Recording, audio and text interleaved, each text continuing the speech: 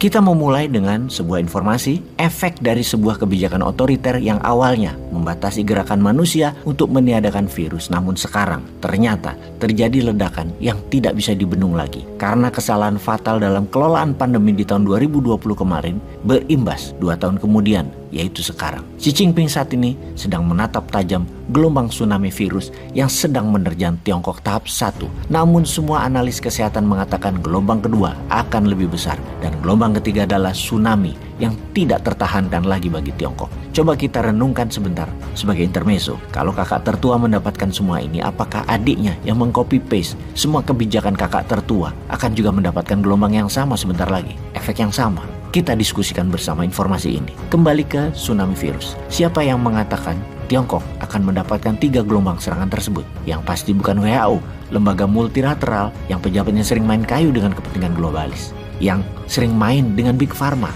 yang sering main dengan produsen makanan dan minuman, yang sering mengatakan hal baik pada produk yang tidak baik, misalnya mengandung gula tinggi dikatakan untuk energi. Pastinya juga bukan FDA-nya Amerika, pastinya juga bukan ahli dari luar Tiongkok, bukan dari lembaga-lembaga semacam begitu. Yang mengatakan adalah pejabat kesehatan Tiongkok sendiri. Dia adalah Wu Zhongyao, Chief Epidemiologisnya Tiongkok, atau Anthony Fauci-nya Tiongkok lah kira-kira. Wu Zhongyao lah yang memprediksi gelombang tsunami virus Wuhan ini akan terjadi di Tiongkok sebentar lagi. Pertanyaannya adalah, pernyataan resmi pemerintah administratifnya Xi Jinping itu, dia mengatakan bahwa gelombang pertama sudah hadir di Tiongkok yang akan berkurang efek keterpaparannya di pertengahan Januari 2023. Gelombang kedua akan hadir diperkirakan antara pertengahan Januari hingga pertengahan Februari 2023 berbarengan dengan masa tahun baru Tiongkok, masa Xinjia, masa Imlek. Keterpaparan ini akan cepat terjadi karena di masa tahun baru Imlek tersebut jutaan manusia, bahkan ratusan juta manusia akan pulang kampung.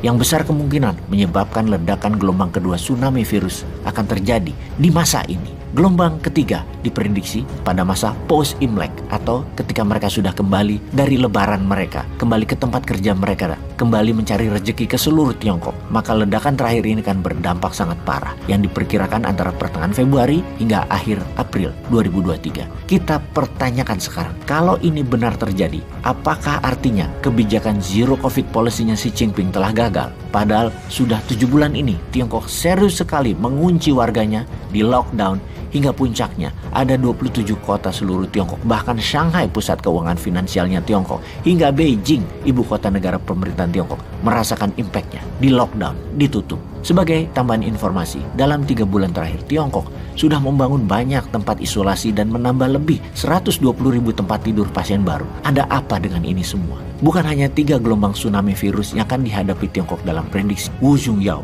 namun angka keterpaparan akan mencapai 60% populasi Tiongkok dan diperkirakan akan membunuh 1 juta penduduk Tiongkok. Sungguh perkiraan ini adalah sebuah jumlah yang mengerikan, sangat menakutkan. Dalam sebuah video baru-baru ini yang dirilis dari Hong Kong, maka bisa dilihat banyak sekali penduduk yang panik menyetok kebutuhan pangan, obat-obatan seperti vitamin, painkiller, dan jamu-jamuan Tiongkok. Penduduk saling berebutan di pasar dan toko obat. Yang jadi pertanyaan sekali lagi, apakah ini mutasi virus Delta atau Omicron atau Delta Omicron atau varian baru lagi yang mencirikan flu, pilek parah, demam tinggi? Pertanyaan berikutnya lagi, apakah Tiongkok menutupi angka-angka aslinya atas korban keterpaparan dan kematian? Apakah Tiongkok mau mengakui bahwa Tiongkok selama ini salah kelola terutama vaksin buatan mereka, dan hal ini bisa saja mereka yang buat sendiri atau by design, ketersengajaan? Atau bisa juga semua ini adalah bagian dari strategi mengeksekusi lawan politik, agenda politik Xi Jinping yang ingin berkuasa lama, juga agar jabatan ketiganya kali ini